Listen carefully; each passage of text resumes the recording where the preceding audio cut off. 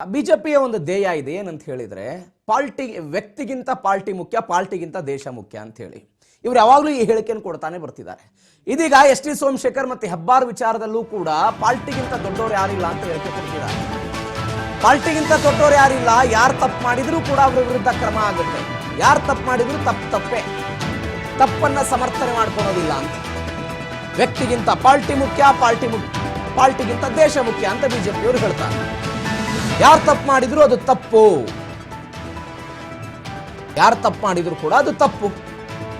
ಬೆಂಗಳೂರಿನಲ್ಲಿ ವಿಧಾನ ಪರಿಷತ್ ಸದಸ್ಯ ಸಿಟಿ ರವಿ ಹೇಳಿಕೆ ಕೊಟ್ಟಿದ್ದಾರೆ. ಬಿಜೆಪಿಯ ಕೇಂದ್ರ ಶಿಸ್ತು ಸಮಿತಿಯಿಂದ ಒಳ್ಳೆಯ ನಿರ್ಧಾರ ಅಂತ ಹೇಳಿದ್ರು ಸಿಟಿ ರವಿ. ಈ ನಿರ್ಣಯವನ್ನು ಸ್ವಾಗತ ಮಾಡ್ತೀವಿ ಅಂತ ಹೇಳ್ತಿದ್ದಾರೆ. ಈ ನಿರ್ಣಯವನ್ನ ಸ್ವಾಗತ ಮಾಡ್ತೀವಿ ಅಂತ. ಇಂತಹ ಸಂದೇಶ ನಾಯಕರಿಗೂ ಆಗುತ್ತೆ, ಕಾರ್ಯಕರ್ತರಿಗೂ ಆಗುತ್ತೆ ಅಂತ.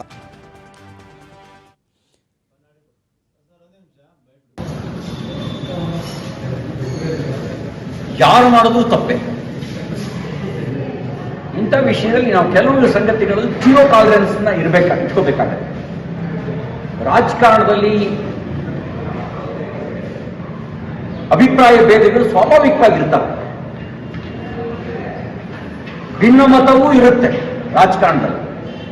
ಯಾಕೆಂದ್ರೆ ಪ್ರಜಾಪ್ರಭುತ್ವ ಅಭಿಪ್ರಾಯ ಸ್ವಾತಂತ್ರ್ಯವನ್ನ ಗೌರವಿಸುತ್ತೆ.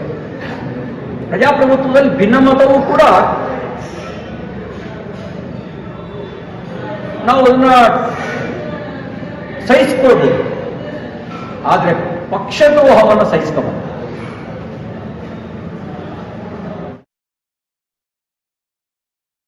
ನಮ್ಮ ಪ್ರತಿನಿಧಿ ರೇಣುಕಾ ಫೋನ್ ಸಂಪರ್ಕಕ್ಕೆ ಬಂದಿದ್ದಾರೆ. ರೇಣುಕಾ, ಇಂಥದ್ದೊಂದು ನಿರ್ಧಾರ ಆಶ್ಚರ್ಯ ಏನಲ್ಲ ಅಂತ. ಯತ್ನಾಳ್ ಅವರ ನಿರ್ಧಾರ ಆದಾಗಲೇ ಈ ನಿರ್ಧಾರ ಹೊರಗೆ ಬರ್ಬೋದು ಅನ್ನೋ ಲೆಕ್ಕಾಚಾರ ಇತ್ತು. ಖಂಡಿತವಾಗ್ಲೂ ಪ್ರವೀಣ್, ಏನು ಪಕ್ಷ ವಿರೋಧಿ ಚಟುವಟಿಕೆ ಅಡಿ ಇಂದು ಶಾಸಕರಾದಂತಹ ಎಸ್ ಟಿ ಸೋಮಶೇಖರ್ ಮತ್ತೆ ಶಿವರಾಮ್ ಹೆಬ್ಬಾರ್ ಅನ್ನು ಪಕ್ಷದಿಂದ ಉಚ್ಚಾಟನೆ ಮಾಡಿರುವಂತದ್ದು. ಈ ನಿರ್ಣಯ ಮೊದಲೇ ಆಗ್ಬೇಕಾಗಿತ್ತು. ಯಾವಾಗ ಯತ್ನಾಳ್ ಅವರು ಪಕ್ಷದ ವಿರುದ್ಧ ಮತ್ತೆ ಪಕ್ಷ ನಾಯಕರ ವಿರುದ್ಧ ಬಹಿರಂಗವಾಗಿ ಹೇಳಿಕೆಗಳನ್ನು ಕೊಡ್ತಾ ಇದ್ರು, ಅವರ ವಿರುದ್ಧ ವಾಗ್ದಾಳಿಗಳನ್ನು ಕೂಡ ಮಾಡ್ತಾ ಇದ್ರು. ಆ ಒಂದು ಸಂದರ್ಭದಲ್ಲಿಯೂ ಕೂಡ ಇವ್ರಿಗೂ ಕೂಡ ಶೋಕಾಸ್ ನೋಟಿಸ್ ಅನ್ನು ಕೂಡ ಕೊಟ್ಟಿದ್ರು. ಉತ್ತರವನ್ನು ಇದಕ್ಕೆ ಸಂಬಂಧಪಟ್ಟಂತೆ ಒಂದು ಉತ್ತರವನ್ನು ಕೂಡ ಕೇಂದ್ರ ಶಿಸ್ತು ಸಮಿತಿ ಕೇಳಿ ಶೋಕಾಸ್ ನೋಟಿಸ್ ಅನ್ನು ಕೂಡ ಜಾರಿ ಮಾಡಿತ್ತು. ಆ ಸಂದರ್ಭದಲ್ಲೂ ಕೂಡ ಶಾಸಕರು ಮತ್ತೆ ಒಂದಿಷ್ಟು ಯಾರಿಗೆಲ್ಲ ಶೋಕಾಸ್ ನೋಟಿಸ್ ಕೊಟ್ಟಿದ್ರು ಅವರು ಕೂಡ ಸಮಜಾಯಿಷಿಯನ್ನು ಕೂಡ ಕೇಂದ್ರ ಶಿಸ್ತು ಸಮಿತಿಗೆ ನೀಡಿದ್ರು. ಆದಾಗ್ಯೂ ಸಾಕಷ್ಟು ಬಾರಿಯೂ ಕೂಡ ಕಾಂಗ್ರೆಸ್ ಪಕ್ಷದಲ್ಲಿ ಇಬ್ರು ಶಾಸಕರು ಪ್ರಮುಖವಾಗಿ ಕಾಂಗ್ರೆಸ್ ಪಕ್ಷದಲ್ಲಿ ಅತಿ ಹೆಚ್ಚಾಗಿ ಗುರುತಿಸ್ಕೊಳ್ತಾ ಇದ್ರು.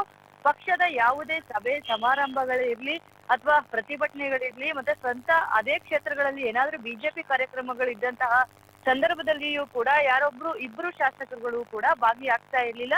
ಪಕ್ಷದ ಒಂದು ಶಾಸಕಾಂಗ ಸಭೆಗಳಿಗೂ ಕೂಡ ಹಾಜರಾಗ್ತಾ ಇರ್ಲಿಲ್ಲ. ಹಾಗಾಗಿ ಈ ಬಗ್ಗೆ ಬೇಸತ್ತಂತಹ ರಾಜ್ಯ ಬಿಜೆಪಿ ನಾಯಕರುಗಳು ಕೂಡ ಸಾಕಷ್ಟು ಬಾರಿ ಹೈಕಮಾಂಡ್ ನಾಯಕರುಗಳಿಗೂ ಕೂಡ ದೂರನ್ನು ಕೂಡ ಕೊಟ್ಟಿದ್ರು. ಯತ್ನಾಳ್ ಒಂದು ವಿರುದ್ಧದ ಯಾವ ರೀತಿಯಾಗಿ ಕ್ರಮ ತೆಗೆದುಕೊಂಡಿದ್ರಿ ಅದೇ ರೀತಿಯಂತಹ ಕ್ರಮವನ್ನು ಕೂಡ ಇವರಿಬ್ಬರ ವಿರುದ್ಧವೂ ಕೂಡ ಜರುಗಿಸಬೇಕು ಅಂತಕ್ಕಂಥ ಒತ್ತಾಯವನ್ನು ಕೂಡ ವಿಜಯೇಂದ್ರ ಸೇರಿದಂತೆ ಯಡಿಯೂರಪ್ಪನವರು ಹೈಕಮಾಂಡ್ ನಾಯಕರಿಗೆ ಸಾಕಷ್ಟು ಬಾರಿ ಒತ್ತಾಯವನ್ನು ಕೂಡ ಮಾಡಿದ್ರು. ಅದಾಗ್ಯೂ ಕೂಡ ಈಗ ಸದ್ಯ ಇಬ್ಬರು ಶಾಸಕರನ್ನು ಕೂಡ ಪಕ್ಷದಿಂದ 6 ವರ್ಷಗಳ ಕಾಲ ಉಚ್ಚಾಟನೆ ಮಾಡಿ ಯಾರೇ ಹಾಗೆ ಪಕ್ಷದ ಒಂದು ವಿರುದ್ಧವಾಗಿ ಮಾತಾಡಿದ್ರೆ, ಪಕ್ಷ ವಿರೋಧಿ ಚಟುವಟಿಕೆಗಳನ್ನು ಕೂಡ ಮಾಡ್ಕೊಂಡು ಹೋದ್ರೆ ಈ ರೀತಿಯಾದಂತಹ ಪಕ್ಷ ನಿರ್ಧಾರ ಇರುತ್ತೆ ಅಂತಕ್ಕಂಥ ಎಚ್ಚರಿಕೆಯನ್ನು ಕೂಡ ಬಿಜೆಪಿ ನಾಯಕರು ಕೂಡ ಬರ್ತಿರತಕ್ಕಂಥ ಕೂಡ ರವಾನಿರುವಂತದ್ದು. ಈ ಒಂದು ಇಬ್ರು ಶಾಸಕರ ಒಂದು ಉಚ್ಚಾಟನೆಯ ಬಳಿಕವೂ ಕೂಡ ರಾಜ್ಯ ಬಿಜೆಪಿಯಲ್ಲಿರ್ತಕ್ಕಂಥ ವಿಜಯೇಂದ್ರ ಇರ್ಬೋದು, ಮಾಜಿ ಸಿಎಂ ಆದಂತಹ ಯಡಿಯೂರಪ್ಪ ಮತ್ತೆ ಒಂದಿಷ್ಟು ಬಿಜೆಪಿ ನಾಯಕರುಗಳು ಕೂಡ ಈಗಾಗಲೇ ಈ ಒಂದು ಉಚ್ಚಾಟನೆಯನ್ನು ಕೂಡ ಸ್ವಾಗತ ಮಾಡಿರುವಂತದ್ದು. ವಿಜಯೇಂದ್ರ ಅವರು ಕೂಡ ಈ ಬಗ್ಗೆ ಪ್ರತಿಕ್ರಿಯೆಯನ್ನು ಕೂಡ ಕೊಟ್ಟಿರುವಂತದ್ದು. ಈ ಕೆಲಸ ಮೊದಲೇ ಆಗ್ಬೇಕಾಗಿತ್ತು, ಆದ್ರೆ ಹಾಗೆ ಆಗುತ್ತೆ ಅಂತಹ ವಿಚಾರ ಕೂಡ ನಮ್ಗೆ ಗೊತ್ತಿತ್ತು, ಆದ್ರೆ ಈಗ ಆಗಿದೆ. ಇದು ಒಳ್ಳೆಯ ವಿಚಾರವೇ. ಪಕ್ಷದ ವಿರುದ್ಧವಾಗಿ ಯಾರೇ ಮಾತಾಡಿದ್ರು ಕೂಡ ಅದು ನಾಯಕರೇ ಇರ್ಲಿ ಕಾರ್ಯಕರ್ತರೇ ಇರ್ಲಿ ಅವ್ರಿಗೆ ಇಂತಹದ್ದೇ ಸ್ಥಿತಿ ಎದುರಾಗುತ್ತೆ ಅಂತಕ್ಕಂಥ ಖಡಕ್ ಆದ ಸಂದೇಶವನ್ನ ಹೈಕಮಾಂಡ್ ನಾಯಕರು ಕೂಡ ರವಾನೆ ಮಾಡಿರುವಂತದ್ದು. ಇದನ್ನು ನಾವು ಕೂಡ ಸ್ವಾಗತ ಮಾಡ್ತೀವಿ ಅಂತಕ್ಕಂಥ ಹೇಳಿಕೆಗಳನ್ನು ಕೂಡ ಈಗಾಗಲೇ ಕೊಟ್ಟಿರುವಂತದ್ದು. ಇದ್ರ ಜೊತೆಗೇನೆ ಮಾಜಿ ಸಿಎಂ ಆದಂತಹ ಯಡಿಯೂರಪ್ಪನವರು ಕೂಡ ಈ ಬಗ್ಗೆ ಸೋಷಿಯಲ್ ಮೀಡಿಯಾಗಳಲ್ಲೂ ಕೂಡ ಟ್ವೀಟ್ ಮಾಡುವ ಮೂಲಕ ಅವರು ಕೂಡ ಸಂತಸ ಕೂಡ ವ್ಯಕ್ತಪಡಿಸ್ತಾ ಇರೋದು. ರೇಣುಕಾ, ಈಗ ಎಸ್ ಟಿ ಸೋಮಶೇಖರ್ ಮತ್ತು ಶಿವರಾಮ್ ಹೆಬ್ಬಾರ್ ಅವರನ್ನು ಉಚ್ಚಾಟನೆ ಮಾಡಿದಾರಲ್ಲ, ಬಸನಗೌಡ ಪಾಟೀಲ್ ಯತ್ನಾಳ್ ಅವರನ್ನು ಉಚ್ಚಾಟನೆ ಮಾಡಿದಾಗ ಅವರೇನೋ ಕಾಂಗ್ರೆಸ್ಗೆ ಹೋಗ್ಬಿಡ್ತಾರೆ, ಮತ್ತೊಂದು ಪಾರ್ಟಿಗೆ ಹೋಗ್ಬಿಡ್ತಾರೆ ಅನ್ನುವಂತ ವಿಚಾರಗಳು ಇರಲಿಲ್ಲ. But S T Somashekar, Shivaram Hebbar ಮೂಲತಃ ಕಾಂಗ್ರೆಸ್ನಿಂದ ಬಂದು ಬಿಜೆಪಿಯನ್ನು ಸೇರಿದವರು, ಕಾಂಗ್ರೆಸ್ ಜೊತೆಗೆ ಅತಿ ಹೆಚ್ಚಾಗಿ ಕಾಣಿಸ್ಕೊಳ್ತಿದ್ದಾರೆ, ಕಾಂಗ್ರೆಸ್ ಸರ್ಕಾರವನ್ನು ಸಮರ್ಥನೆ ಮಾಡ್ಕೊಳ್ತಿದ್ದಾರೆ ಅನ್ನುವಂತ ಒಂದು ಮೂಲ ಕಾರಣವನ್ನು ಇಟ್ಟುಕೊಂಡೇ ಬಿಜೆಪಿ ಹೈಕಮಾಂಡ್ ಇವತ್ತು ಉಚ್ಚಾಟನೆ ಮಾಡಿದೆ. What next S T Somashekar ಮತ್ತು ಶಿವರಾಮ್ ಹೆಬ್ಬಾರ್? ಪ್ರವೀಣ್, ಈ ಹಿಂದೆಯೂ ಕೂಡ ಏನು ಬಿಜೆಪಿ ಯಾವಾಗ ವಿರೋಧ ಪಕ್ಷದಲ್ಲಿ ಹೋಯ್ತು ಅಲ್ಲಿಯೂ ಕೂಡ ತಮ್ಮ ಒಂದು ಪಕ್ಷದಿಂದ ತಮ್ಮನ್ನು ಕೂಡ ಕಡೆಗಣನೆ ಮಾಡಿದ್ದಾರೆ ಅಂತಕ್ಕಂತ ಆರೋಪವನ್ನು ಸದ್ಯ ಉಚ್ಚಾಟನೆಯಾದಂತಹ ಶಾಸಕರುಗಳು ಕೂಡ ಬಿಜೆಪಿ ನಾಯಕರ ಮೇಲೆ ಸಾಕಷ್ಟು ಬಾರಿ ಮಾಡಿದ್ರು. ಯಾವುದೇ ಸಭೆಗಳು ಮಾಡಿದ್ರು, ಶಾಸಕಾಂಗ ಸಭೆಗಳನ್ನು ಕೂಡ ಮಾಡಿದ್ರು, ಸದನದಲ್ಲಿ ಹೋರಾಟ ಮಾಡಿದ್ರು ಕೂಡ ಇಪ ಮಾತ್ರಕ್ಕೆ ನಮ್ಮನ್ನು ಆಹ್ವಾನಿಸಿದ್ರೆ ಹೊರತಾಗಿ ನಮ್ಗೆ ಯಾವುದೇ ರೀತಿಯಾದಂತಹ ಪಕ್ಷದ ಅಡಿಯಲ್ಲಿ ಸಿದ್ಧವಾಗಿರ್ತಕ್ಕಂಥ ಸೂಕ್ತ ಸ್ಥಾನಮಾನಗಳು ಕೂಡ ಇಲ್ಲಿಯವರೆಗೂ ಕೂಡ ರಾಜ್ಯದ ಪಕ್ಷದಲ್ಲಿ ಇರ್ತಕ್ಕಂಥ ಯಾರೊಬ್ರು ಕೂಡ ನಮ್ಗೆ ಕೊಟ್ಟಿಲ್ಲ ಅಂತಕ್ಕಂಥ ಅಸಮಾಧಾನವನ್ನು ಕೂಡ ಇಬ್ಬರ ನಾಯಕರುಗಳು ಕೂಡ ಬಹಿರಂಗವಾಗಿ ಹೇಳಿದ್ರು.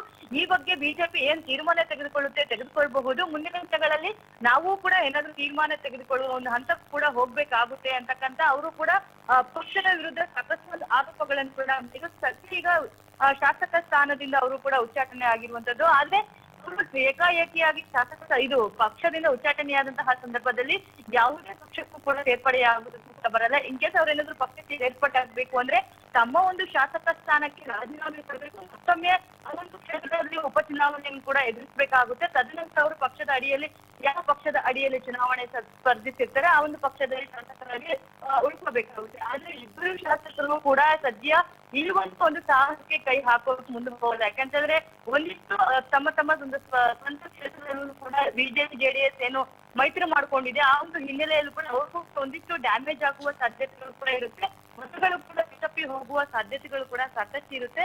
ಹಾಗಾಗಿ ಇಬ್ಬರು ಶಾಸಕರು ಕೂಡ ಸದ್ಯ ತಟಸ್ಥರಾಗಿ ಮತ್ತೆ ಇಂಡಿಪೆಂಡೆಂಟ್ ಶಾಸಕರಾಗಿ ಉಳ್ಕೋತಾರೆ.